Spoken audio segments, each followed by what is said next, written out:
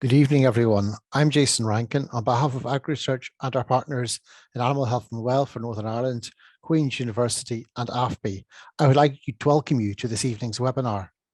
Anthelmintic resistance is a growing challenge to our industry, and methods such as targeted selective treatment and other associated practices can offer the potential to reduce the use of anthelmintics on farm and in turn prevent resistance. Before we start, just a few items of housekeeping. You're automatically muted. If you want to, and we do very much encourage you to ask questions, please use the Q&A function, press the Q&A button at the bottom of your screen and use it, and not the chat box to ask questions. We'll be taking all the questions in the discussion session at the end, but you can enter questions at any point during the webinar. If you have any issues, we usually find leaving and rejoining will fix them. Tonight's webinar will be recorded and made available on the AgriSearch YouTube channel afterwards. And again, we would encourage you to please complete the feedback survey, which will come up automatically at the end of the webinar, as this is always very useful in feedback. Next slide, please. So tonight, we're talking about the results of a European Innovation Partnership project. These projects are designed to bring farmers, researchers, and advisors together to help farmers innovate and address specific opportunities and challenges. There's a wide range of European Innovation Partnership projects already in place and completed right across Europe. And this project is jointly funded by the European Agricultural Fund for Rural Development and the Department of Agriculture and Rural Affairs. Sorry, Agriculture, Environment and Rural Affairs. This project aims to determine the feasibility and practicality of implementing targeted selective treatment on Anthelmintics on Northern Ireland commercial farms, and to bridge the gap between research and implementation, enable this advice to be shared across to encourage wider uptake in the sector, and contribute towards efforts to tackle Anthelmintic resistance. AgriSearch lead this project, and we have research partners both in Queen's University in the form of Professor Eric Morgan and Dr. Chris McFarland, in AFBI with Dr. Francis Lively, and also have the very useful cooperation of Animal Health and Welfare in Northern Ireland through its Chief Executive, Sam Strain. Then we have a group of dairy, beef and sheep advisors, Albert O'Neill, Ian McClelland, Oliver McKenna, Trevor Somerville, Mark Craig, Jimmy Carville and John Martin, who are all part of this project. And I would like to take this opportunity to thank them for all the considerable amount of work that they have put into this project over the last year. This project, led by AgriSearch, has been trialling targeted selective treatment on Northern Ireland livestock farms with the intention of determining its impact and feasibility. During this evening's webinar, we will be sharing the experience and findings of our project to date. Our first speaker this evening is Dr. Sam Strain. Sam is Chief Executive of Animal Health and Welfare in Northern Ireland and will be no stranger to most of you. Sam qualified as a veterinary surgeon from the University of Glasgow in 1992. Following this, he worked in mixed general practice in Scotland before completing his PhD in veterinary immunology at Glasgow University. He subsequently worked in mixed general practice in Northern Ireland before joining the Veterinary Sciences Division of AFBI, where he was head of the Salmonella and Brucella Cultural National Reference Laboratories, as well as head of the Bovine TB Culture and TB Immunology groups. Sam will be giving an introduction to the topic of Anthelmintic resistance and its importance to the ruminant livestock sector. So Sam, I'll leave it to you to take on. Okay, Jason, thank you very much for that introduction, and good evening, everyone. So it falls to me to set the scene for this evening's webinar. And I suppose just to set the scene, we're thinking about parasites. And obviously parasites are a very significant constraint on agriculture here within Northern Ireland. If you're grazing ruminants on your farms, you will also be grazing ruminants that are parasitized by a wide range of parasites. Tonight, we're going to be spending probably most of our time thinking about the stomach parasite and the intestinal worms parasites, those that affect the gastrointestinal tract. And their effects are largely in terms of reducing animal productivity. So these little pictures here, the top left-hand picture is a microscope slide from the stomach of a bovine. And you can see that there's a parasite located within a swollen gastric gland. So that's the parasite has gone into a gland that produces acid in the stomach. That gland has now been switched off by that parasite. So this is causing a significant digestive disturbance to this animal. This animal will not be able to digest food as well as it should. So it's leading to a production loss. And we're going to be thinking mostly of the gastrointestinal parasites tonight. But it's also worth considering the whole range of other parasites our cattle and sheep are exposed to. Bottom left picture is a picture of liver fluke, which is ubiquitous here in Northern Ireland. And the two slides on the two images on the right-hand side are of lungworms. So the bottom one is of a lung that's been opened up. You can see stretching up from the bottom to the top of the picture, the bronchi of the animals, the airways of the animals. These are full of you may be able to see the worm is actually still in those lungs. And at the top is a picture of the air sacs in the lung affected by lungworm. And those air sacs should be clear and clean, but they're full of cells and mucus and so on. That animal will be struggling to breathe. So our animals are being assaulted by a wide range of parasites. Next slide, please. On the right-hand side is just a simple schematic of the life cycle of the parasites we'll be thinking about tonight. Larvae or worms in the stomach or the intestine of the animal, producing eggs, those eggs being passed in the dung of the animal, going onto the pasture, those eggs then hatching, going through a number of larval stages, which are then subsequently re-ingested by other grazing animals. Important to say on that particular slide is that for each worm that's in the animal, each worm will be producing a large number of eggs. So we get this amplification effect as the parasite cycles through animals onto the pasture and back into the animal.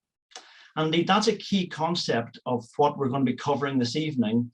If you ask yourself the question, where are the parasites on my farm? Essentially, they're in two locations. Some will be inside the animals, parasitizing those animals, and others will be in the environment. And it's worth having that picture in your mind as we talk about targeted selective treatment. It's an important concept. Some are in the animal, some are in the environment. And that's important when we think about the things that lead to anthelmintic resistance, wormer resistance, but also some of the strategies we can employ to reduce the selection for anthelmintic resistance. It's fair to say the cost of parasitism for our industry is enormous. There's been a recent estimate of perhaps £270 million per annum in the UK, the cost of parasitism in the UK industry. Irrespective of the number is enormous, and the costs are enormous in terms of reduced productivity, but also in terms of increased mortality for some of our parasites. It's also worth thinking about the environmental impacts. There's also environmental impacts of parasitism. So through the reduced efficiency of farm animal production, that invariably leads to increased greenhouse gas emissions per unit of output. So there's an environmental impact that parasitism has. And obviously by controlling parasitism, we improve animal productivity, animal production efficiency, and thereby reducing greenhouse gas emissions per unit of input into our animals. And also the impact of anthelmintics on the wider environment in terms of soil health and so on. The key driver for this particular project has been anthelmintic resistance. Increasingly, the parasites are becoming resistant to the medicines that we're using against them. And there has been surveys done some time ago now within Northern Ireland. And importantly, we have anthelmintic resistance here in Northern Ireland, and it's only getting worse. Next slide, please. It's worth thinking about anthelmintic resistance and how does it happen? What drives anthelmintic resistance?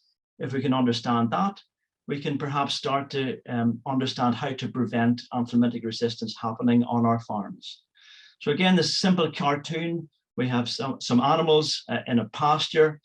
Some of the parasites are in the animals. Some of the parasites are in the environment around the animals. Next slide, please. If we apply a wormer, hopefully we're going to knock out most of the parasites, most of the worms inside of those animals. Obviously, we're having no direct impact on the environment, but we are hopefully removing the worms inside the animals. But invariably, some will have survived and some will remain within the animals. Next slide, please. Some of those parasites that have remained in the animals after treatment will actually be resistant. And this is just natural resistance, genetic variation, if you like, between the different parasites that we might find on our farms. So it's natural variation. And some of the parasites may in fact be naturally resistant to the wormers that we're using. In and of itself, that's not a problem. The problem comes when those parasites survive and produce and shed eggs into the environment. Next slide, please. Because the progeny of those parasites will themselves have inherited the resistance from their mother worm, if you like. And so as that parasite survives in the animals, it's starting to seed resistant worms into the environment. So the progeny of any resistant worms that have been left behind after treatment will themselves be resistant, and they will then pass the resistance on to their subsequent generations. And this level of resistance then can start to amplify in the environment. So the population of animals in the environment are starting to become a mixture of susceptible worms and resistant worms. And how that balance in the populations changes will affect how things go in terms of resistance on our farm. So especially, for example, if the animals are dosed and immediately moved onto clean pasture for further grazing, what we may be doing in that situation is invariably seeding that new pasture with pretty much an entire population of resistant worms. So thinking about our timing and our moving and our management are important when it comes to anthelmintic resistance. And I know Eric's going to say more about that in a minute or two. Next slide, please. So this evening, I have the easy job. My job is really just to set the scene and really to ask some key questions. And what I would ask you to do as the webinar goes through, to have some of these questions at the back of your mind, because these have certainly been in the back of our mind in terms of the project we've been trying to do. Fundamentally, can anthelmintic treatments be reduced? The more wormers we use, the more quickly we will select for resistance against those wormers. So the less wormers we use, by definition, the slower will selection be for resistance. So can we reduce anthelmintic treatment while maintaining good parasite control? Because we know these are a major constraint on agriculture here. Can targeted selective treatment be a help in this? And particularly, what should we be targeting? Should we be targeting those animals with the highest worm burden, the ones with the highest number of worms, or those animals with the highest egg counts, the number of eggs being passed in the dung of infected animals, or looking more generically at production traits, so live weight gain, or can we look at timing, or can we look at some combination of these to actually target our treatments better? Importantly, can it be done in the real world? So where are the bottlenecks when it comes to avoiding resistance? So for example, Eric will mention this and Chris will mention this in a little while. The good practice we already know, is it being applied or is it known at the farm level? Are there deficiencies in our knowledge transfer out to farmers, for example? Are the solutions practical? We all know that there's limited farm resource, particularly in terms of farmer time. So can these be done in the constraints of real world farming? And that's the real benefit of this particular project, engaging with real world farmers, farming in the real world, as it were, with Ian and Martin's experiences are really important when it comes to that. How can we monitor success? What are we monitoring for? What, when, how? How can we monitor whether we've got anthelmintic resistance and whether our parasite control is being adequate? And of course, how can we avoid unintended consequences? We're going to be spending most of our evening thinking about stomach and intestinal parasites, but there are other parasites out there that are important that we need to think about, things like nematodirus and lungworm, things that may kill animals. So we need to be cognizant of those other parasites as well. So I want you to have those in the back of your mind as we go through this evening. Thank you very much. Thank you very much, Sam. And just a reminder to everyone to keep entering your questions in the Q&A box as we go along. Our next speaker is Eric Morgan, who is Professor of Veterinary Parasitology at Queen's University's Institute for Global Food Security, where his research focuses on the effects of climate on parasite transmission and consequent impacts on animal health. Eric previously worked at the Bristol Veterinary School, where he spent 15 years teaching parasitology on the veterinary curriculum and developing world-leading research on the epidemiology of parasitic infections in livestock, companion and wild animals. Eric will be speaking on targeted selective treatment methods and how they can be used to tackle anthelmintic resistance. Thank you, Eric. Thanks, Jason, and good evening, everyone. I'm going to pick up where Sam left off and ask how we can slow the development of anthelmintic resistance on farms. I base this research at Queen's University Belfast, but it is a national and international problem, and so we're part of a Europe-wide consortium combating anthelmintic resistance in ruminants. And many of the principles that are behind the development of worm resistance are fairly universal and fairly well known. We know, as I mentioned, that anthelmintic resistance is somewhat inevitable. You have some resistant mutations that will survive and they will tend to proliferate where you have repeated treatments. But the rate at which it happens is not, and this is where we have some controls. It can be tempting to say, well, if resistance is inevitable, what can we do about it? Well, it could make a big difference whether you face problems on a farm 3 or 4 years down the line or 30 or 40 years down the line. So the rate at which it develops is something that we can control. And these principles are very well known, and the gap is not so much scientific. There's plenty of science yet to be done, but the major gap is how to make these practical and how to apply them properly on farms in a way that is consistent with the production aims and the management that is in place. And that leads to very farm-specific solutions. They're specific to different management types, and they're specific even down to individual farms. So when you are moving from a world where we have a range of different blueprint options for parasite control into a world where the consequences of different management will be fairly farm specific, it can get fairly mind-boggling if you try to fit this in too much detail. So that's why it's doubly important to understand the broad principles behind the rate of selection of anthelmintic resistance and the way we can slow it down, because then you can decide on your farm with your advisors what is the appropriate strategy for you. And this is largely what the project is about. It's about closing that gap between science, the evidence base, and practical application on farms. That's going to come later, though, and in the next 5 minutes, I'm really going to walk you through some of these key principles that we should bear in mind all the time when making specific decisions. So the basics are very simple. If you imagine these balloons, the red are the resistant worms and the green are the susceptible worms. And of course, when we go in and treat the whole group, we are going to pop those green balloons and we'll only have the resistant worms left. That's if we treat the whole group. And so what we have to do really is to make sure that those mix in with susceptible worms and we restore those susceptible genes to mix in. And so you don't get such strong selection for resistance, and then resistance is slower to develop. And we do this using a concept called Refugia. And we use the principle that even though treatment removes the susceptible worms, it leaves resistant worms. They will then produce eggs onto the pasture.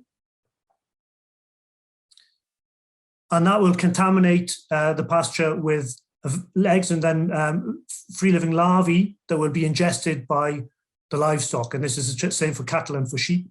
And what we try to do with Refugia is to ensure that those pastures have received eggs also from susceptible worms. And that means that instead of eating grass that is contaminated with strongly selected resistant parasites, they're eating a mixture of resistant and susceptible worms. And so that restores this population of susceptible worms and maintains susceptibility in the population going forward. And that is what makes worm control sustainable. When we talk about sustainable worm control, for sure there's an environmental dimension to that, but we're really talking about, can we keep using anthelmintics in a way that will ensure that they remain effective for many years. Now, in terms of practically applying the Refugia principles, there are two main ways of generating Refugia. And again, these are interchangeable between cattle and sheep. There's not a sheep one and a cattle one. The principles are the same, it's just they pan out differently in different management systems. So on the left here, we have targeted selective treatment. And this is simply to not treat all the animals in a group, a flock or a herd. And you can see here that 4 of these sheep have been treated, and there you only leave the resistant worms, but there's one there that hasn't been treated, and that means that that's the one that's supplying the susceptible eggs onto the pasture that's leading to this remixing that we're trying to generate. Now, that individual level, leaving some individuals untreated is called targeted selective treatment, and it can be done in a wide variety of different ways. Parasitologically, it doesn't seem to make an awful lot of difference if you treat on the basis of egg counts, which are perhaps not practical, or if you treat on the basis of weight gain, for example, production, maybe how the animals look, farmer's eye kind of approach, or in fact, you could treat them completely randomly. It doesn't seem to make an awful lot of difference in terms of the refugia that you generate. So if you have all of these choices, you might as well really protect those animals that are at greatest risk of production loss and maybe leave those that are doing better, that obviously don't need so much help. For example, those that are growing well in the presence of worms, and you can leave those individuals untreated. And if you're a breeder, that leads to good options for selecting resilient livestock in the future. It's not the only way though, and I think targeted selective treatment has had a lot of discussion, but in many enterprises, you might be quite reluctant to leave some individuals untreated in a group. That doesn't mean you're out of options, not by any means. So you can treat the whole group. The trick is to make sure that there is some refugia, some mixture of susceptible worms as well as resistant worms on the pasture before you treat. And this could be achieved, for example, by delaying treatments until a little later in the season to make sure that those pastures are seeded a little bit with susceptible worms first, and then you treat the animals to keep a lid on the extent of contamination. That level of contamination inevitably will grow to some extent through the grazing season, but then the animals will eat mixtures of susceptible and resistant worms. And the trick to do this is not so much fine-tuning the refugia and the parasitology. The trick is to do this without risking production loss. And that means taking the easy steps without taking the big risks. So my final slide, just want to mention a couple of things really. That is, I focused on the Refugee Principle because it needs a few minutes to get your head around that if you're not familiar with the concept already. But there are, of course, very basic steps at farm level that everyone should be following.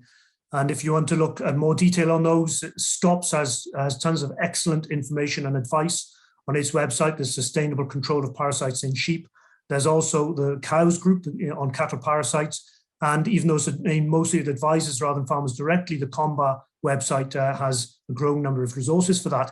And they focus on basic good practice, like treating only when necessary, using the right product, using the right dose, so dosing to the weight of the individual or the weight of the heaviest individual, checking that it works. So I haven't really gone into monitoring anthelmintic effectiveness, but really every time you're worming, you should be checking, doing some kind of trench check to make sure that it's worked, because only then can you react when that worm is not working as it should. However, to return to refugia, really you need to be thinking all the time that refugia are in place. Dosing and moving was very successful at worm control. It's also a very successful way of selecting for resistance because you're intentionally ensuring that there is no refugia for remixing. It was good advice at the time. Anthelmintic resistance has developed. The situation has changed drastically in the last 40 years. And this is not something that we should be doing now. There are ways of tinkering with it, for example, ensuring there's some reinfection before moving. You should try to think ahead on pasture use. So where will the worms be, but also where will the refugia be in terms of your pastures? And that is a balancing act. You don't want to allow the refugia idea to run away such that you have heavily contaminated pastures. Very often, early in the grazing season, we are treating animals not to protect their health and their performance right now, is to protect their future selves against increasing pasture contamination. So you still should really be treating early in the grazing season, unless we have limitless land, in order to ensure that we don't get runaway levels of pasture contamination. But we don't want to completely shut down transmission or we lose our refugia. So it is that balancing act. It's tempting to go too far too soon. If you're innovative in spirit and you're alarmed by the prospect of anthelmintic resistance, you can go flat out to generate refugia, but then you could end up with contaminated pastures, and that could be a bad thing. So I would encourage you to take the small steps, take the easy things, consider targeted selective treatment of individuals, or consider a bit of a delay in that first dose in the spring-summer period. So that all sounds really easy in theory. It's a lot harder in practice. We are trying to find out more all the time about the constraints and limitations in practice. So we've got these two surveys, which are very short, 10-minute surveys, just to find out a little bit about what sheep farmers and cattle farmers are doing across the UK. and we build our picture then of what the practicality and hurdles might be. But we've done that in a bit more depth in this project with a select group of farmers, and so you'll be learning a little bit more about how we got on in this first year of the 2-year project next. Thank you. Thank you very much, Eric. Our next speaker is Dr. Chris McFarland, a research fellow who is part of Eric's team at Queen's University. Chris has had a very hands-on role within the EIP project and been working very closely with the farmers over the last year. And he's going to be presenting the first year of the on-farm work. So hand over to you, Chris. Thank you, Jason, and thank you, Sam and Eric as well, and good evening, everybody. As Jason says, my role in the project was working closely with each of the farmers, so hands-on, giving some advice, collecting samples from the farms, things like that. I'd just like to take the opportunity to thank all the farmers in the project for all their hard work this year. I know it's hard to make changes when you've been doing things for a long time, so it was great just to chat, because as scientists we can come up with ideas in a lab or in an office, but actually applying those on a farm can be more difficult than we think it's going to be. So as Jason says, I'll just give a quick summary of the past year. So we have 7 farms in total in the project, and trying to squeeze all that data into one slide or one slideshow is quite difficult. So hopefully I can give you a bit of summary of what we've done this year. So the first objective of the project was to determine suitable targeted treatment, TT, or targeted selective treatment, TST strategies for each farm.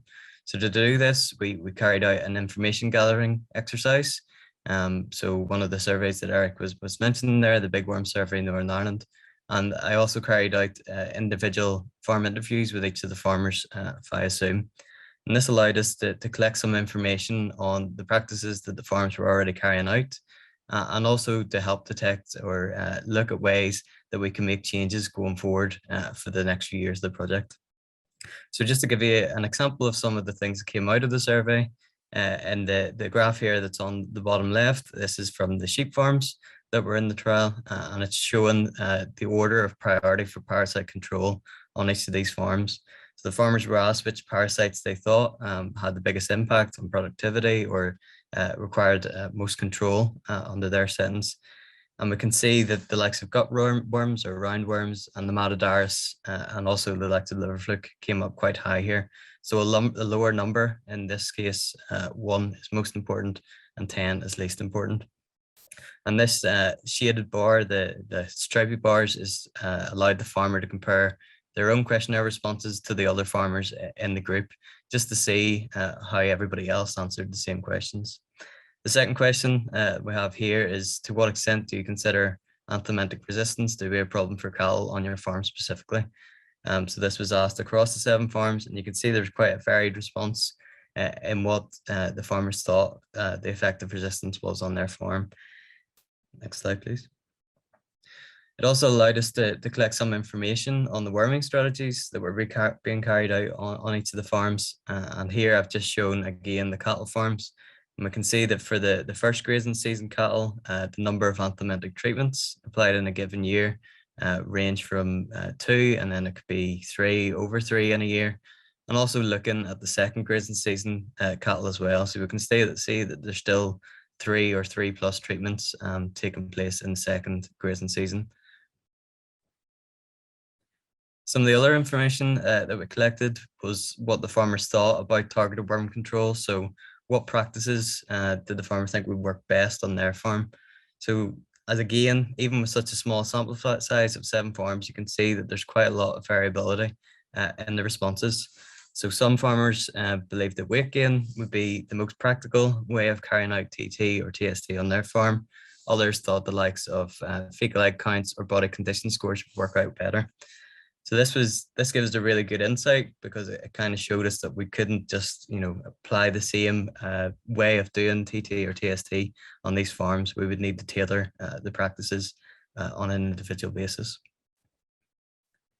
So coming to the second action then of this objective 1 was the creation of these tailored TT, TST options for each farm.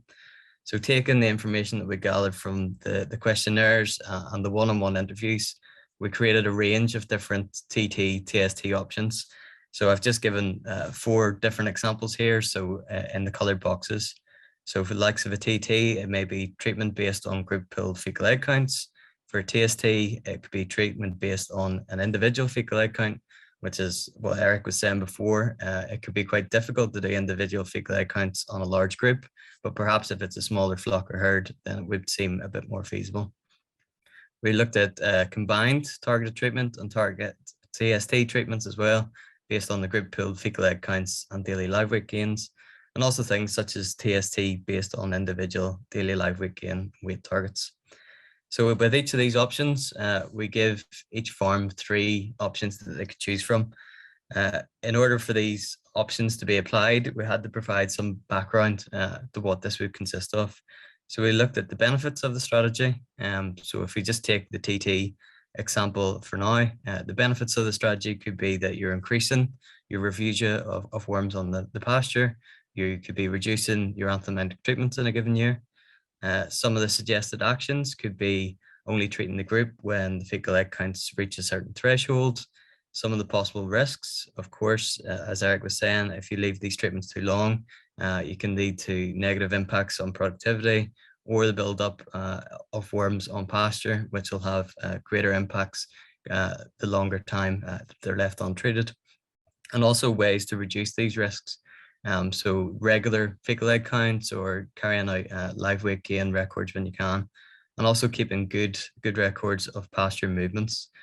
So creating a picture in your mind of when the livestock were on a pasture and what the fecal egg count could have been at that time and how it's likely to be infected for the rest of the season. So objective 2 then of the project was really to implement these TT-TST strategies on each farm. So as I said, each farmer was given 3 options, and it was basically that the farmer could choose any of these options to start with, but they could be varied throughout the season. So if you chose TT at the start of the season, you didn't have to carry that on throughout the whole time. You could switch between TST or some of the other options. So some of the data that we collected in 2021 included the likes of fecal egg counts. So this was done through the FECPAC system. So each farmer was given access to a FECPAC of their own in order to carry out their own fecal egg counts, which could be done on a group pool basis or on an individual sample basis. And Queen's also provided support with fecal egg counts for parasites that don't show up on the FECPAC system at present, so the likes of liver fluke and lungworm. We also looked at things like animal performance, so live weight gains, or even some records of body condition scores, grazing movements. So again, as I was saying, keeping good records of where the livestock are moving, sometimes on a daily basis, sometimes over a few days. Anthelmintic treatments, so records on when the treatments were applied, what treatment was applied, how many animals were treated. And this just gives us a really good amount of information on how the number of treatments have changed, or if they've changed from the previous year. And Queen's also carried out some pasture larvae counts on the pastures that were being grazed by livestock to have a look at the number of infective larvae, or estimate the number of infective larvae on these pastures. So in terms of the FECPAC system, as I said, it was given to all the farmers, and we had a total of 102 submissions throughout the season, which I think was great. We've got some variability, so some farmers used it a lot more than others. Some used it on a pooled basis, some on an individual basis. But I think, you know, the general consensus that it was good to have it there if you needed to use it. And on the next slide, please. Okay, so I just wanted to give a few TT-TST case studies from 2021. So this is times when the farmer applied those TT-TST options and it led to a change in practice than would have normally been done in the previous years. So we take Farm 4, for example. They carried out a FECPAC analysis on the 18th of May. They had 2 batches of sheep. So the first batch had a strongal egg count of 420 eggs per gram and a nematovirus egg count of 385. Meanwhile, batch 2 had a strongal egg count of 0 and a nematovirus EPG of 70. So the farmer made the decision at this point to apply treatment on the basis of TT. In this case, changing the type of anthelmintic that was provided to the sheep. So in batch 2, tramadol or white drench was applied solely for the treatment of nematovirus. So the farmer was aware that the white drench didn't have much effect on the strongles, but it was still beneficial for the treatment of nematodes in this case, whereas in batch 1, the farmer chose to apply noromectin oral drench in order to cover the strongel egg counts and the nematodes. In a second case study, we had farm 6, again from a sheep farm in this case, where a FECPAC sample was collected on the 17th of June when weaning the first batch of March lambs. So the nematodes egg count at this stage was still 35 eggs per gram. The strongel count was relatively low at 35 eggs per gram. The lambs seemed to be thriving, but the farmer was still concerned by the presence of nematodes eggs. So the farmer therefore made the decision at this stage to apply a DAG-based TST intervention, so treating those that were dirty at the back end, and in this case, reducing the overall amount of treatment or anthelmintics applied to the flock as a whole, but also trying to reduce the number of nematodes eggs going out onto the pasture for following years. So the following slides just to try and give a summary of what happened or the main outcomes from each of the 7 farms. As I said before, it's hard to squeeze all this into one presentation, but we'll just work through each of the farms and what they've done this year and what some of the outcomes were.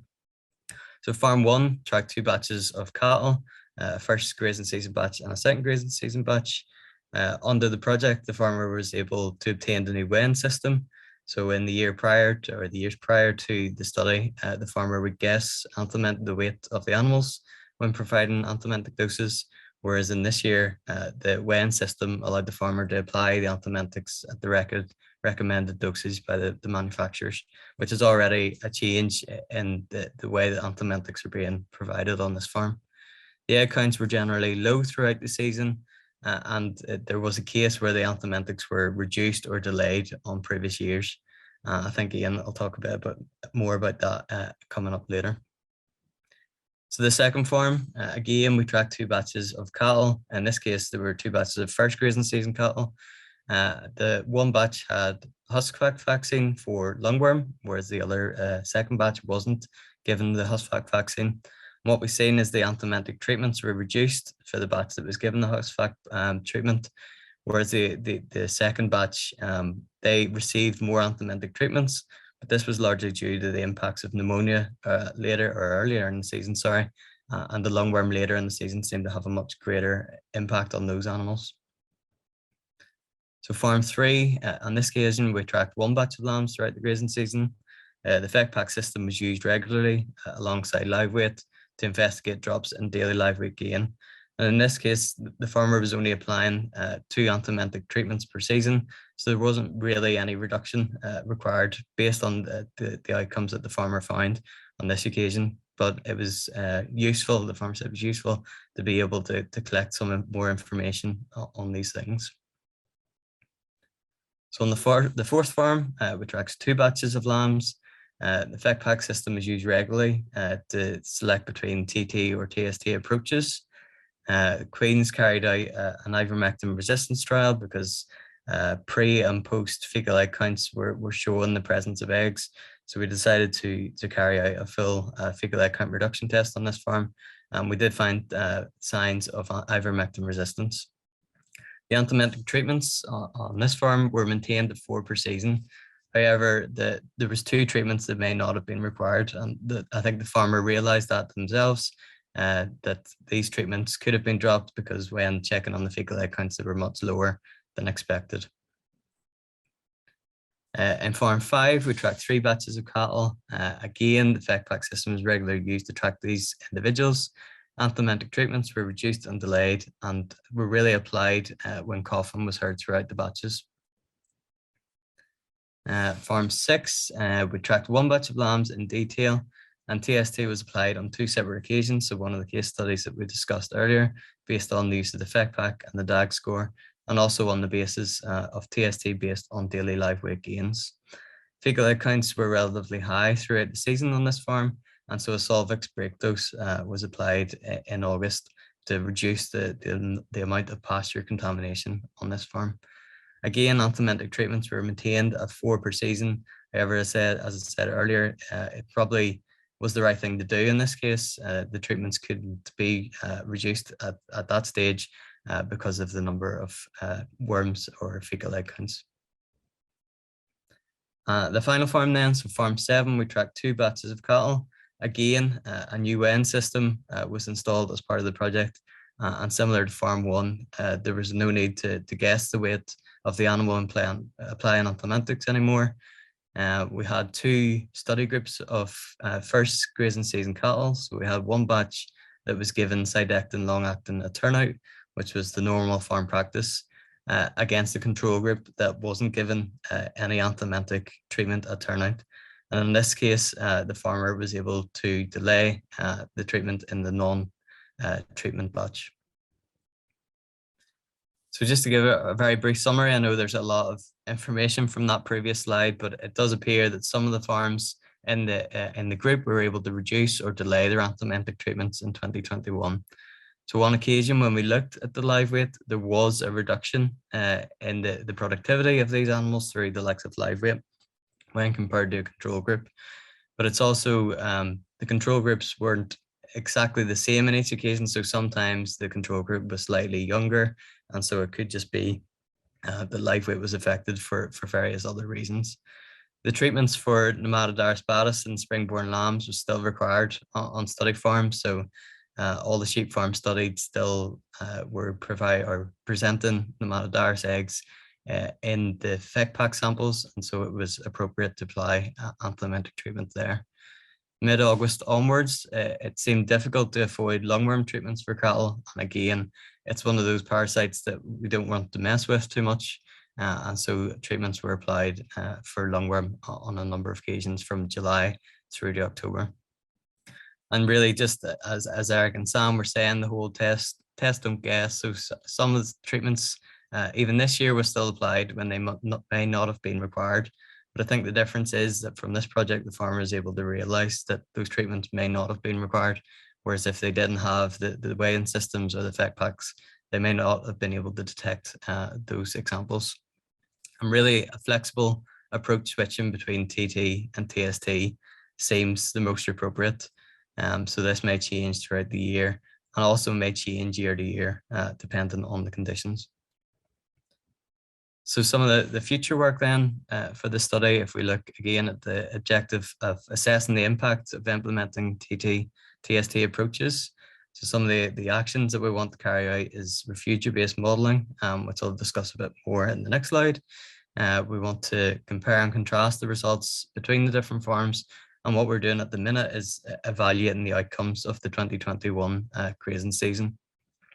We then have this grazing season, so the 2022 grazing season, and this will provide an opportunity to adapt those strategies based on the 2021 outcomes.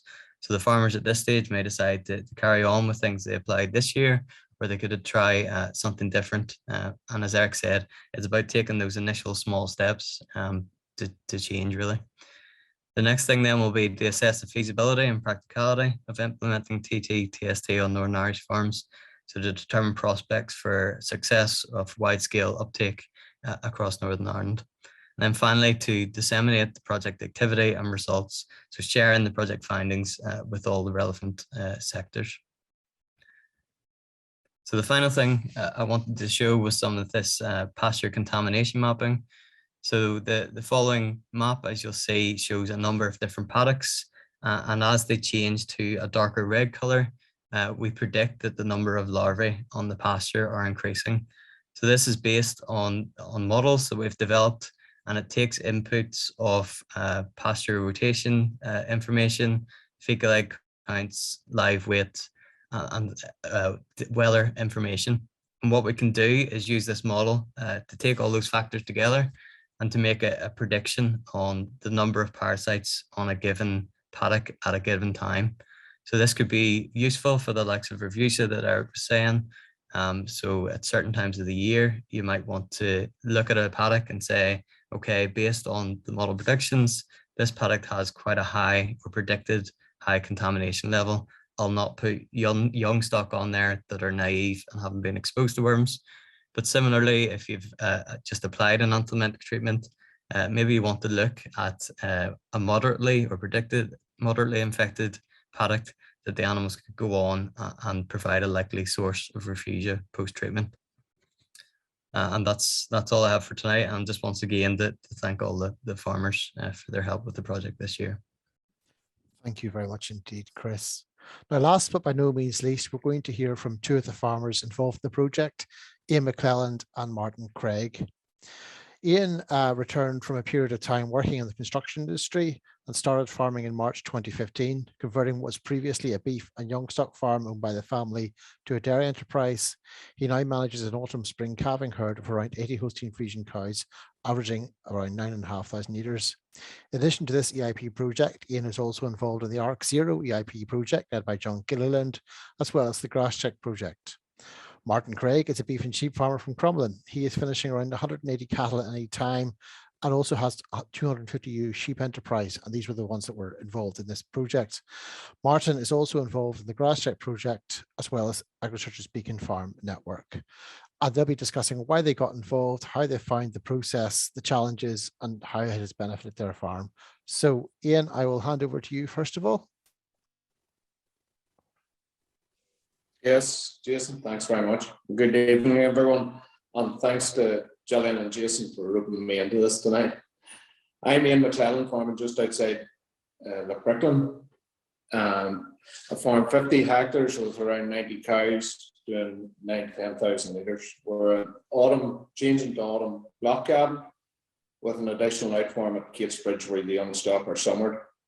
Since going back into cows 7 years ago, I've involved myself in several AgriSearch projects. The Anthelmintic project followed on from this, and although not feeling there was a particular issue on farm, I'm well aware that there's always room for improvement. As with all of these projects, there was money available, and being a farmer, I had to take steps to get some of that money. With the help of the grant, I was able to purchase a mobile weighing system, or weighing crush, and install a holding pen and area at the outfarm. The project supplied backpacks and the fecal egg counting kits, which allowed targeted treatments in a timely and selective manner. This, coupled with the daily live out gain from the crush, allowed me to maximise livestock health whilst reducing first graze of season heifers to 3 treatments from the previous 4 or 5. The entire system is now much easier and an important bonus for myself, with who work on my own a whole lot. Obviously, with any project, there's extra work and it's required, but the benefits to livestock and the business make it well worthwhile. The team have been great from AgriSearch and Queen's, and I look forward to our ongoing work together. And as with everything, the social aspect is very important as well. So that's me. Thank you, Jason. Thank you, Ian. Martin?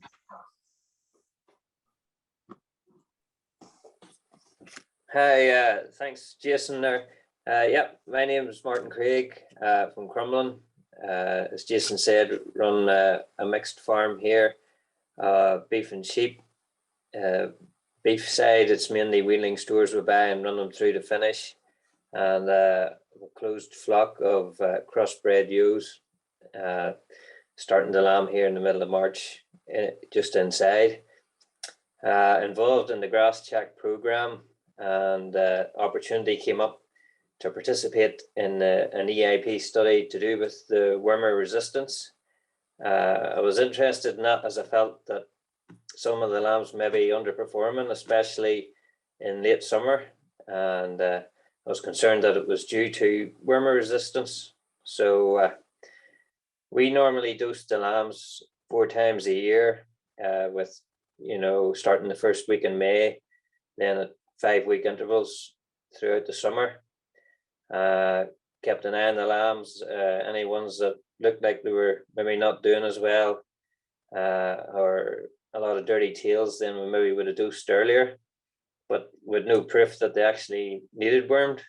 So after joining the group, the advice was given to us to, rather than guessing when to dose, that we should weigh and record the growth rates, take dung samples, and then use FactPack to determine the worm burden, and then we could make an informed decision on when to worm the lambs.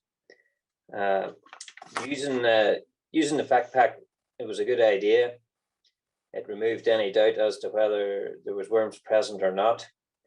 and then we could either delay treatment, or if levels were high, we could step in and treat as soon as possible. The only downside is the time it takes to sample the sheep and the weighing of the sheep. But as Ian said, that's what happens sometimes. Going into this year now, we hope to put a bit more trust in the fact pack system. Last year, as Chris mentioned, we had a batch of lambs that weren't doing that well. I thought anyway, and we took dung samples and the egg count was low in them, but I didn't trust the system, so we dosed them anyway, and turned out that it didn't make any difference. So they probably didn't need wormed, but that's just all part of the learning. So thanks, Jason. No problem. Thank you very much, Martin. And now we come to the Q&A discussion session part of it. So I'll ask all the panels to turn on the cameras. And I'm going to start with, there's two questions here on breeding for resilience. I'll start with them. One from John Egerton: would there be any benefit if we tried to breed stock that have natural immunity to parasites? And I'll combine that with a question from Arlie Aubrey: what about combining this with selecting breeding animals who have good EBVs for parasite resistance? Are they likely to be resistant to all parasites, or could you actually make things worse? So I'm not sure who wants, Eric, is that one for you, perhaps? Yeah, sure. So I think I absolutely agree. I think there are great opportunities to improve the situation by breeding better sheep. You've got to think a little bit about what phenotype you want, and it's not the same thing to talk about resistance and resilience. So resistance, low EBVs for fecal egg count, is really breeding animals that are going to have a stronger, more reactive immunity to parasites. That doesn't really kick in until they're about 5 months old. So you still have to have some concern over what they're going to do to pasture contamination in the early part of the season. But in the long term, that can certainly decrease worm populations on farms and benefit the whole flock. The other option, which is not exclusive, is to select animals that just perform well despite the worms, and that's more a resilience approach. So if you were treating, for example, selectively using TST in growing lambs based on their weight gain, then those that are growing the best don't get treated.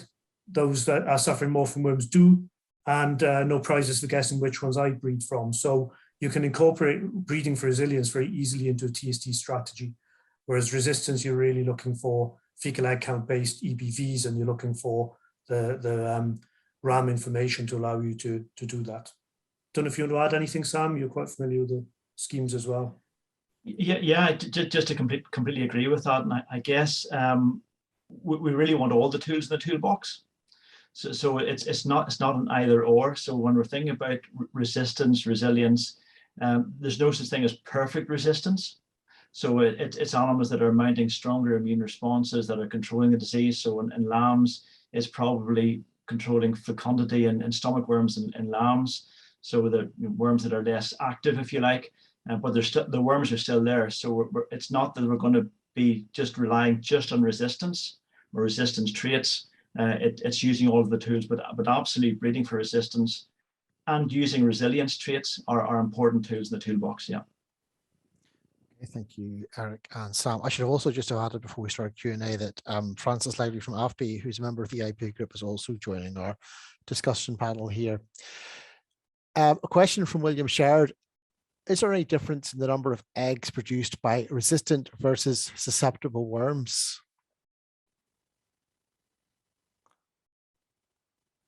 Not really. No, that's easy. And then also Terence Smith asks, how long do you leave in old paddocks after dosing, the stock in old paddocks after dosing for worms?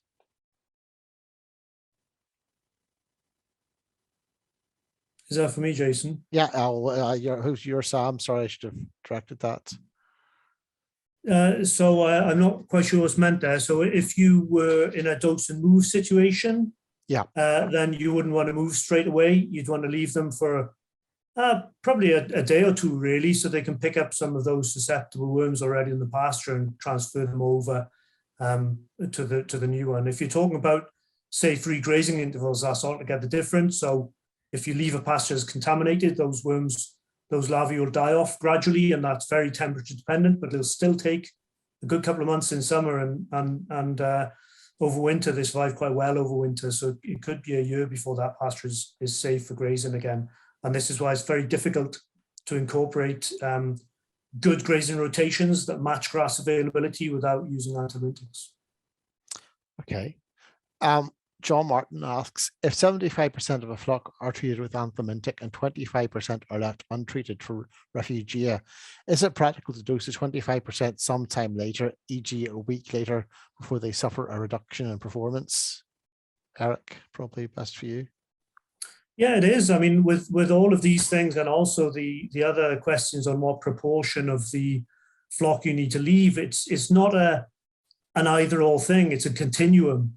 The harder you try, and the more Refugia you leave. So in the case of this question, the increase in that 25% untreated, or maybe leaving it more than a week, you're going to fuel more Refugia, which is a good thing. But if you go too far down that road, then you're going to have too high pasture contamination, and then you've got problems. So it's about hitting that sweet spot.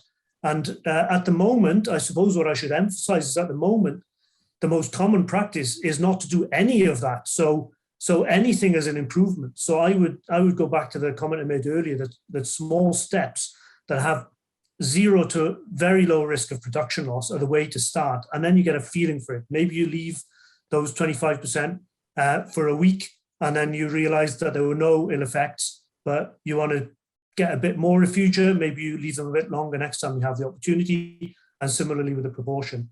Proportions, you're talking kind of 10 to 30% untreated is what you're aiming for, but it depends very much on the context of the grazing and what happens to the eggs that are shed from those untreated animals. Sam, there's maybe one here for you, and there's a question here from Darren McCormick asking, will different manufacturers better than others, and do they target different kinds of worms? And obviously we know it's not so much they're better than one another, but you do have different products which target different kinds of worms. So Sam, can you maybe give a few kind of tips on making sure you kind of select the right product? Well, really, there's probably a couple of things to say about that. First of all, is the active ingredient. So it's not so much the manufacturer or the trade name. It's actually what is the ingredient in that. And so if the same ingredient from different manufacturers, they will be equivalent, but obviously their activity will vary. So some are very short acting, so will kill worms in over a very short window of time. Others will be much longer acting and have a longer impact in terms of killing parasites. So I suppose in terms of the gastrointestinal parasites, I mean, virtually all of the anthelmintics we're using should in principle be active against all of those. But it is worth talking to your advisors in terms of what are the most appropriate ones to use at the appropriate times during the year.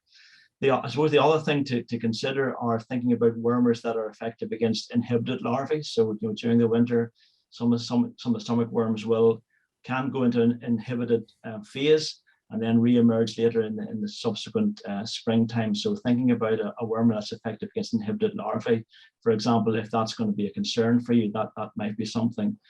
But also to bear in mind, coming back to my initial slide, there's a whole panoply of parasites that our animals are exposed to. So, things like liver fluke, Nematode Irish lungworm, which aren't following the rule book when it comes to TST or TT approaches. And you have to always have in the back of your mind, are your overall worming strategies active against all of those range of parasites at the appropriate times during the year?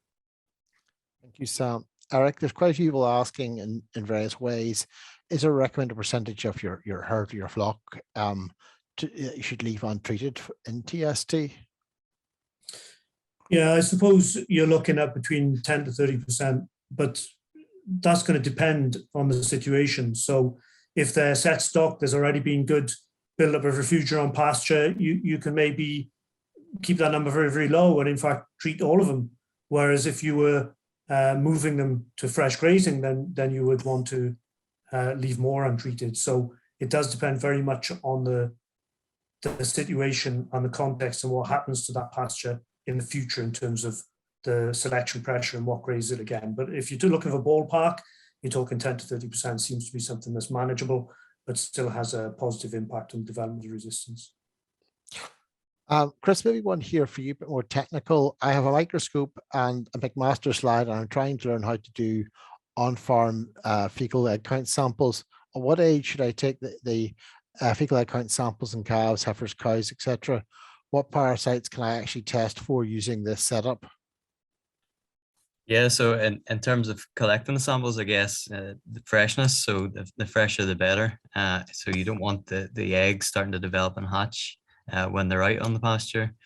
In terms of what parasites you can see in the McMasters, so your gastrointestinal nematodes, so your tailed Dysagia circumcincta, and also the likes of Nematodaris.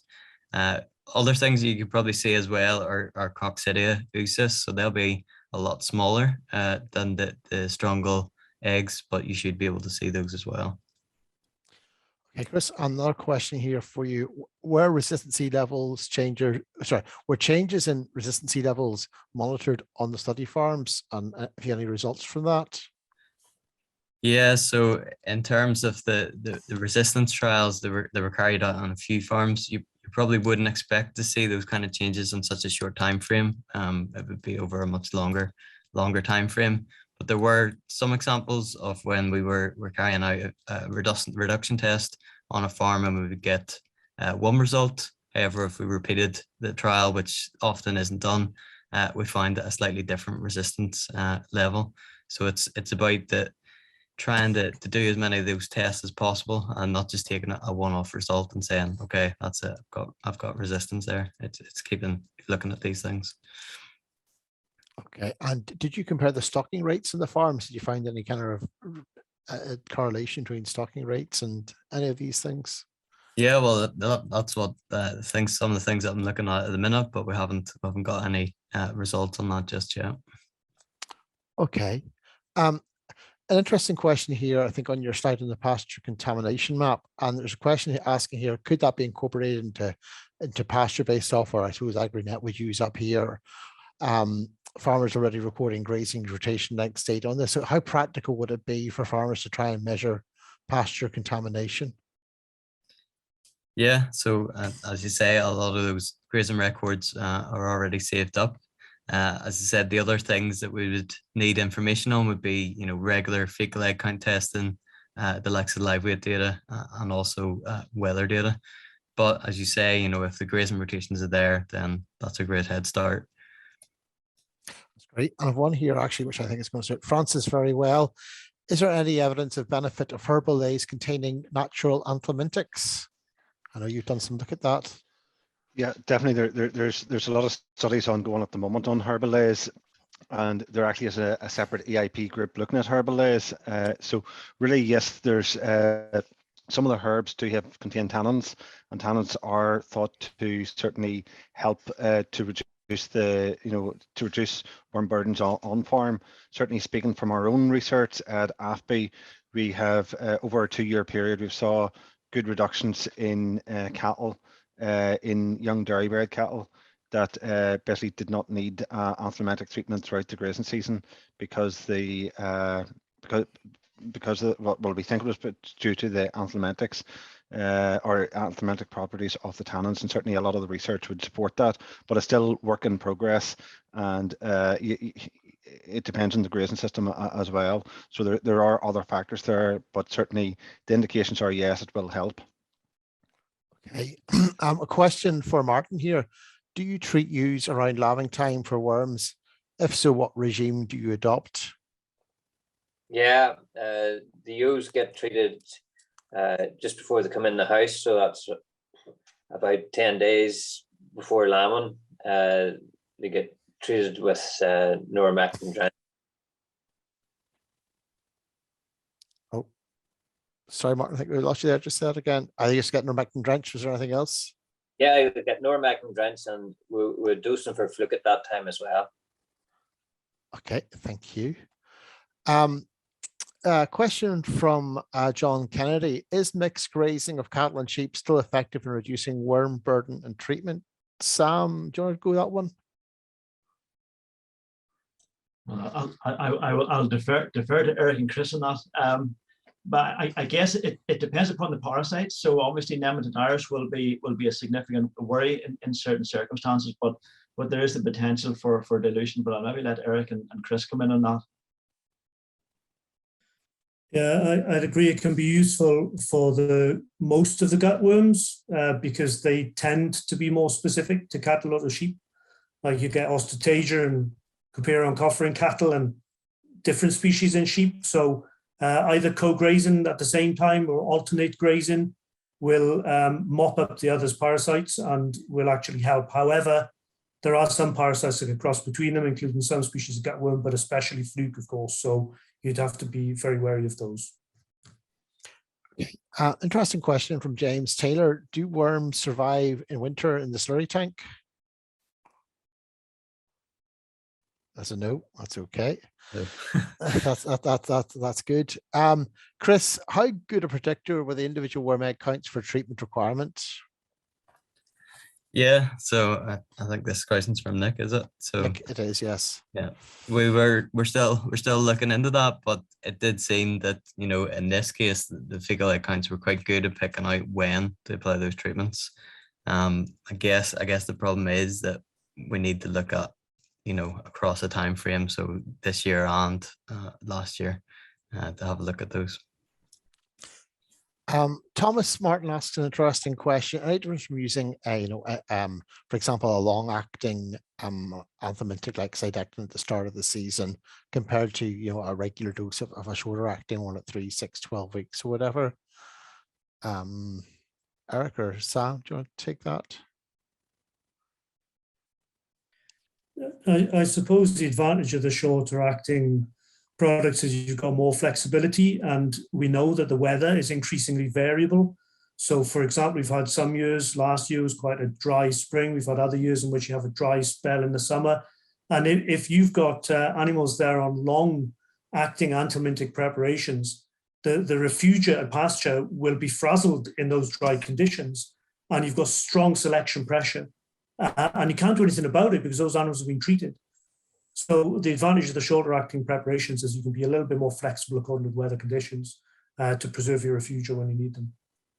Okay, thank you. Yeah, I'll just come in on that. I would agree with that. I mean, obviously there has been quite a move towards those longer acting anthelmintics for obvious practical reasons, but it is worth, you know, farmers understanding that there are downsides, but you know, where you may have just less flexibility, and as Eric is saying, in those situations. So certainly I would encourage farmers to maybe consider perhaps going back to some of those shorter acting anthelmintics as options to give them a little bit more flexibility, particularly if the seasons are going to change. We're going to get drier seasons, for example, at times during the summer. Thank you. I see Emily Linton asking another question, Herbalaise, and as part of our separate group on Herbalaise multi-species wars, we will be using some packs there to actually get some more data on that. But I think Francis answered that earlier. Thomas Clapham asks, how would it be best to utilize a weight crush to complement targeted selective treatment? How often would they need to be weighed? Maybe Ian, if I can ask you to come in on that, because you obviously deployed a weighbridge this year as part of this. So how often did you find you needed to weigh your animals? Well, I was weighing them about every 2 weeks, and it seemed to, I couldn't see you doing it much more than that because it would just be too time consuming. But I was lucky enough in the way that I set the crush up. It was very handy to run the calves up to the crush, and you could take the fecal egg counts, the dung samples while they were there. So I would say if you were doing them every 2 weeks, you would be pretty much on the ball with it. Chris or Eric, do you want to make any comments there? Yeah, well, I think 2 weeks is great. Even if you needed to stretch it to 3 or 4 weeks, it's probably still regular enough. Okay. Chris, a question for you. How do you use weather data in the parasite field models? How far back or ahead can you include weather data, and at what scale do you need it? Yeah, so for the model, we use daily temperature and precipitation data, and this is used to work out things like the parasite development and mortality rates, and also their migration rates. So without sounding too boring, it's a deterministic mechanistic model, which means that we can go back in time. So we could take climate data from years ago and run it through the model, and it'll still give an output. But we can also use the likes of climate change projections and that kind of weather data to run the model as well. Interesting question here from Johnny Blair, who I know has been dabbling a little bit with mob grazing, and he's asking, has any work been carried out on longer recoveries and grazing longer covers, e.g. over 4,000 kilograms derma per hectare, with the aim to break the parasite breeding cycle? So that's kind of basically a longer rotation, grazing heavier covers. Any thoughts on that? Yeah, there has been work on that. I'm not aware of any work in Northern Ireland, though. You get two benefits from that. One is the longer the recovery period, then the more of the larvae will die. But larvae can survive quite well in our climate, and you'd have to have a very long period to completely break that parasite life cycle, more than a year.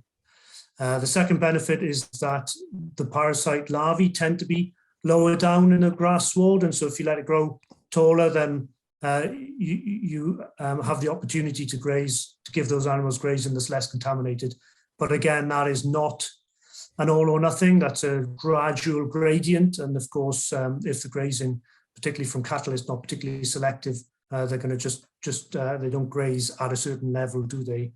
Sheep will be more successful. So both of those things are helpful, but you're certainly not going to break the parasite life cycle. You're going to reduce the level of infection, and that can be helpful. A question for Martin from Orley Aubrey. Would you use mixed grazing control for parasites? If so, is it better to graze together or one after the other? Should you use mixed grazing at all, Martin? We do mixed grazing. For this research, the sheep that were in the batches being tested, they were just sheep only in the paddocks. It would be interesting in the future to do some research sheep that were running with beef cattle. That would probably be easiest for me to do, because some fields are really for sheep only and some are for cattle only. But it would be interesting to know the difference in the two. All right, yeah. John Martin asks, if in lamb ewes are housed in December prior to lambing in early March, is there any point in dosing for worms before turnout with lambs, or will all stomach worms have been expelled during the housing period? I'm not sure, Eric or Sam, John, I don't know, you don't want to take that one?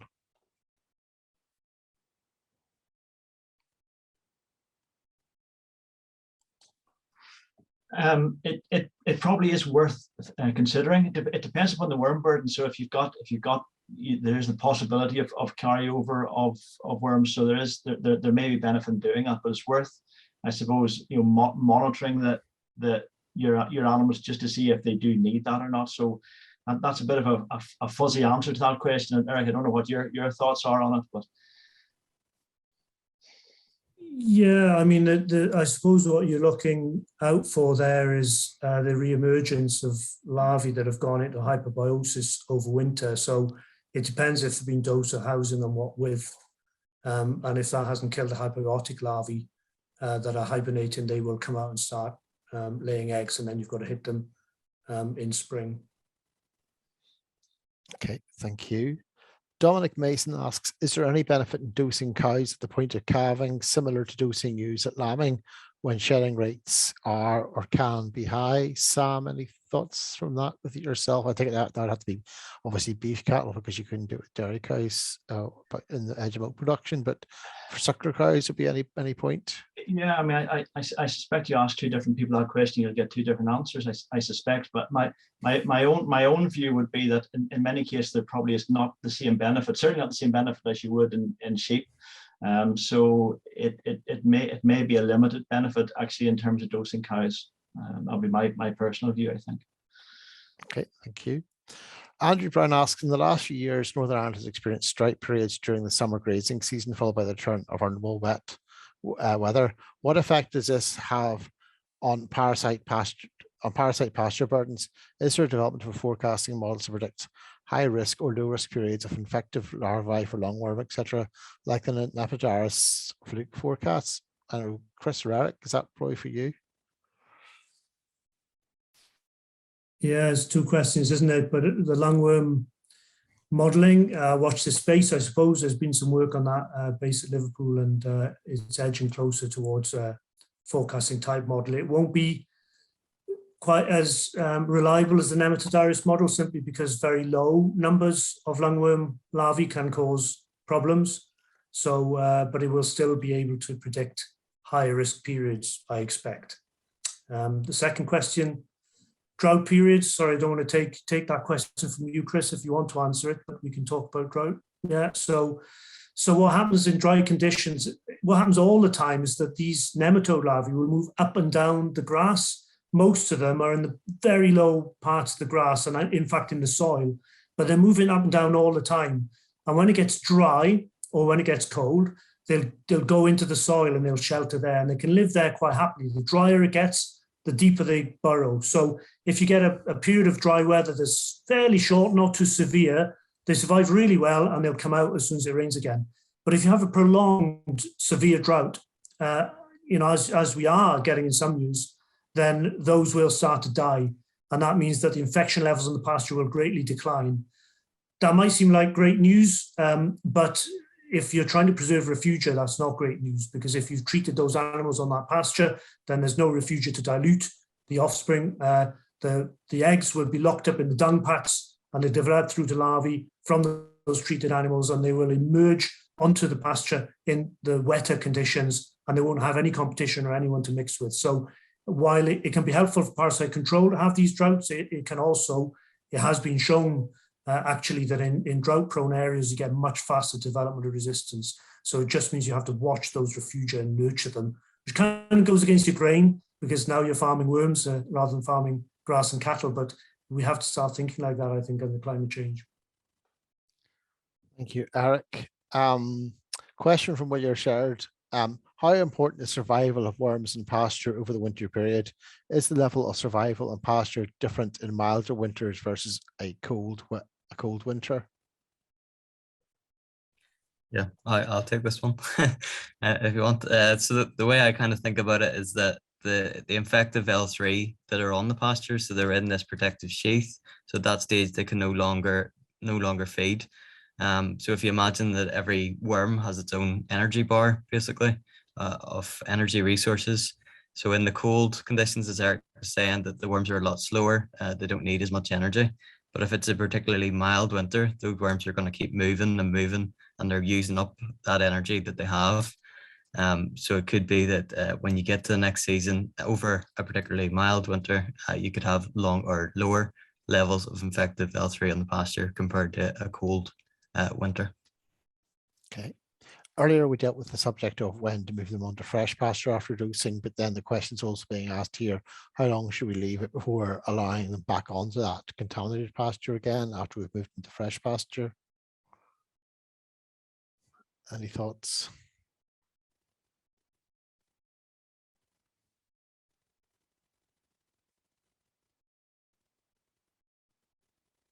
Eric, any thoughts on that? Or We covered that earlier, didn't we? I think we did. Yes, I think we did. So sorry. yeah, I mean, if you're waiting for a return to safe grazing, then it depends on the level of contamination, of course. But these worms survive really well in cool conditions. Chris will tell you put some in the fridge and they're still there 2 years later. So they survive over winter really well. In the summer, it's much shorter, but they can still survive for a couple of months in the summer. So you're going to have to leave that pasture for several months to get really appreciable decline in larval numbers, and that makes it really tough. There are grazing systems, for example, in the Canadian prairies where land is in plentiful supply, where you can have a mob grazing system with a return period of 1 year. But I think that would be extremely challenging in Northern Ireland to have the land availability to do that. Okay, thank you. Nick Cotter asks, any indication what impact adopting targeted selective treatment, leaving 10 to 30% untreated, is having on the rate of resistance in development versus blanket treating at regular intervals? I'm not sure, Eric, you or Chris want to take that one. Yeah, there's been plenty of modelling studies on that, and it is pushing things from a 5-year to a 50-year horizon in theory, but we don't have practical studies that go on for that long, so we can't tell the answer. But it suggests that you are really making it a kind of a generational problem rather than an immediate problem by doing that.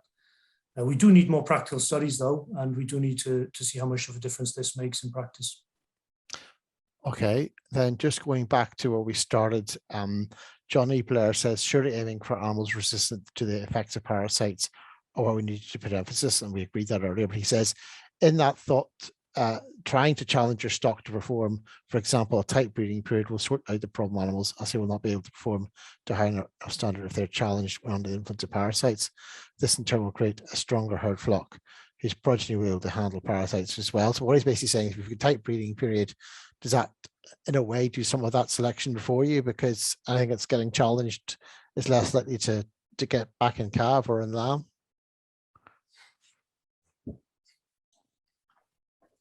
I'll maybe start trying to answer that question. I suppose it's an interesting thought. I mean, really, I think we're driving at the issue of resilience. So how resilient are the animals? And I suppose the concept of the resilient animal is becoming more and more an important concept. And parasite resilience is part of that mix. So I suppose, to answer your question, Johnny, yes, that is part of the story. I think the danger, though, is in backing just one horse on this. So we want parasite resistance. We want animals that are resilient to the impacts of disease, including parasitism. But that isn't going to be the total solution. So it's probably part of the solution, but I would suggest it's maybe not the whole solution. And again, I suppose, coming back to, I guess, a point Eric was trying to make earlier on, was we're looking really at trying to do incremental changes and first doing no harm. So I suppose that's a key thought to have in the back of your head, is that we're not trying to do something that actually we end up coming a cropper to liver fluke or lungworm at the wrong time of the year. Okay, thank you very much. I'll add to that, Sam, if you don't mind, that selecting for resilience is the approach, I suppose, that many farmers or many breeders would have taken before the advent of really effective anthelmintics anyway, because if the animals didn't produce in the face of moderate worm challenge, then they didn't perform. You don't keep them, you don't breed from them. And it's notable, I think, that some of the really big gains in genetic merit, productivity, have occurred during a period when worm was very effective. And so we've ended up with genetics in our livestock that are primed to perform really well when you've got good grass and no parasites. And I think you have to be a little bit careful to say, well, resilience is the answer, because can you keep the productivity while also reinstilling some resistance or resilience to disease? That's a bit of an open question. I suspect that there would be sacrifices in what you expect from your animals if you really pursue that line. And so I'm with Sam on this one, that we should certainly be pursuing that line, but maybe not, as you say, back in that one horse. We need to use a basket of options that are available to us, really, in a way that decreases the utter reliance on anthelmintics we have in most management systems now, because that time is running out. And so we need to bring these other things in. But I don't think any one of them is going to give us that silver bullet. Okay, thank you very, very much, everyone. We're going to wrap up the Q&A at this point, because we're getting close to 9:30 now. My sincere thanks to Sam, Eric, Chris, Ian, Martin and Francis for their contribution to this evening's webinar, and indeed again to all the other members of that group, the other farmers involved, without whom this wouldn't have been possible. I'd again like to acknowledge DAERA and the European Agricultural Fund for Rural Development, who fund this project. I just highlight there are a number of other webinars planned by ourselves and our partners in CAFRI over the coming weeks. Details of all these events can be found in the events section of the AgriSearch website. I'll maybe point out a couple. Someone asked earlier about multi-species swords. Well, Dale Orr, who's probably the closest thing we'd have a guru in that area, will be speaking at the Sheep Conference on Wednesday. It'll be well worth listening to. I'll also kind of do a shout out for the Ulster Grassland Society Conference, which is on efficiency driving a lower carbon footprint. And I know on the second night, another good farmer we work with, Hugh Harbison, who's involved in McFarland in the ArcZero project, will be speaking in it, and it'll be well worth listening to. And finally, again, yes, some questions tonight on herbal lays, multi-species swords, and we have another webinar very like this one, where we will be looking at how that European Innovation Partnership Group, which has been looking at trialing multi-species swords in beef and sheep farms, have been going, and that will be again the farmers again like this one giving their experience of the first year of trying to establish and manage these swords on the farm. So finally, again, thanks to all of you for coming. We've been absolutely delighted at the turnout tonight. And just my final request is that please fill in the feedback survey that will come up at the end of this webinar. So thank you to the panelists once again. Thank you for attending, and can I wish you all a very good evening.